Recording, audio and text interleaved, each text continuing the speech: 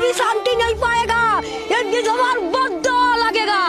हमसे वोट लिया है आपने, हमसे वोट लिया है, तभी आप मुख्यमंत्री प्रधानमंत्री बने हो। हमारी बातें मोदी जी तक पहुंच रही है, तो प्लीज हमारे जहाँ हमारे जो गिरना तोड़ते हैं तो हमें कहीं हमें ठिकाना दे, हमें रहने का ठीक क्या बोला था। जहाँ दोस्तों ये दिल्ली के वही लोग हैं जिनके लिए मोदी जी ने कहा था, और मैं आपको एक और गारंटी देता हूं, दिल्ली में एक भी झुग्गी नहीं टूटेगी। कहाँ गया मोदी जी का वो वादा, कहाँ गई पीएम की गारंटी जिसमें झुग्गी वालों से कहा गया था कि आपका मकान नहीं टूटेगा।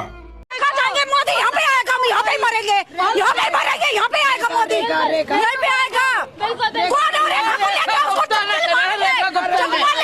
यहाँ पे क्यों रेखा, कौन है रेखा? मैम इनको नोटिस नहीं मिला और इनके आके अचानक झुग्गी तोड़ दी। ये लोग कहाँ जाएंगे? जब उनको वोट चाहिए होते तो हाथ जोड़ते पैर पकड़ते हैं झुग्गी वालों के, जीतने के बाद में पब्लिक की सुनाई नहीं करते हैं। बाद में जब झुग्गी तोड़ जब नोटिस लगा के गए, ये कौन सा तरीका? क्या ये भी मोदी जी की एक्सपायर गारंटी थी या फिर कैमरे के सामने सिर्फ स्क्रिप्ट पढ़ दी गई थी? और दिल्ली की मुख्यमंत्री रेखा गुप्ता ने तो चुनाव से पहले अपने बयान में कहा था, झुग्गी में जब तक व्यक्ति को पक्का मकान नहीं मिल जाता वो वहीं रहेगा और उसके लिए हम बेहतर सुविधाएं। और अब चुनाव जीतने के बाद रेखा गुप्ता जी कहती है, किसने कहा है कि रेलवे लाइन पे जाके बसो? बिल्कुल रेलवे से सटा करके, यदि उसमें डीडीए या रेलवे एक्शन लेती है तो सरकार कुछ नहीं कर सकती। रेखा गुप्ता जी, क्या इंसान की जिंदगी अवैध होती है? क्या वो मजदूर जो दिन भर अपने बच्चों का पेट पालने के लिए मेहनत करता है और मेहनत से वह अपने परिवार के लिए घर बनाता है, क्या उसका घर गिराना ही विकास कहलाता है? हर बार जनता के साथ यही खेल होता है, चुनाव से पहले बचाने के वादे किए जाते हैं और चुनाव के बाद उजाड़े जाते हैं। और दिल्ली के साथ भी भाई यही सब कुछ हो रहा है। चुनाव से पहले वोट मांगते थे झुग्गियों में जाकर और फिर बुलडोजर भेजते हैं पीछे से और कहते हैं कि ये तो नया भारत है। हम अवैध हैं तो इनकी सरकार कैसे वैध हो सकती है? हमारे ही वोटों से तो सरकार बनी है। बेटू स्कूल जाते हो? हाँ जी। कौन से स्कूल में पढ़ते हो? यहीं से पार्क। शहर पार्क में? हाँ। आपका घर भी टूट गया? हमारा घर भी टूट गया।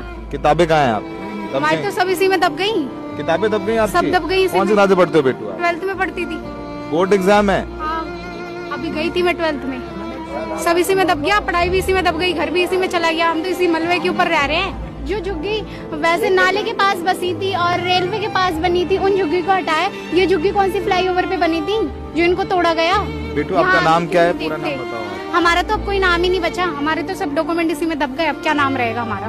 जब घर नहीं है, कागज नहीं बचे, अब तो ये एड्रेस का भी कुछ नहीं है, तो अब क्या नाम है हमारा? कुछ नाम नहीं बचा। ये लड़की देखिए, ये भी हमारे साथ रात में गई गुजार। आपका रात में 3 बजे बुलडोजर चला है, हम लोग घर पे सो रहे हैं, हमारा सामान नहीं निकाल पाए। कौन सा सरकारी काम रात में 3 बजे होता है? दफ्तर 10 बजे खुलते हैं। दूसरे दिन सुबह डिवीजन बेंच में हमारी हेयरिंग थी, इन्हें पता था 10 बजे का मैटर लगा है, इन्होंने 3 बजे बुलडोजर चला दिया इस डर से कि कहीं इन्हें स्टे ना मिल जाए। हम लोग रात में कोर्ट के बाहर आपकी किताबें भी दब गयी? सब दब गए, आई कार्ड कुछ भी नहीं है, बस हम तो एक ऐसे ही रह गए, कुछ भी नहीं बचा हमारे पास। तो हमें तो रेखा गुप्ता ने ऐसा कर दिया, गरीबी हटाने आए थे मोदी जी, गरीबों को ही भगा रहे हैं तो देश से। दोस्तों वो बच्ची जो IAS बनना चाहती थी उसकी कॉपी किताबें मलबे में दबी है, लेकिन दुर्भाग्य की बात है जिन लोगों ने उन्हें उजाड़ा है वो आज भी इसी वाली गाड़ी में बैठकर विकास की बात करते हैं। दोस्तों इस वीडियो के माध्यम से हमने दिल्ली सरकार के झूठ का पर्दाफाश करने की कोशिश की है। दोस्तों अगर आप भी हमारी बात से सहमत हो तो आप इस वीडियो को ज्यादा से ज्यादा लोगों तक शेयर कीजिए और दोस्तों अगर हो सके तो हमारे चैनल को सब्सक्राइब कीजिए। मिलते हैं किसी नेक्स्ट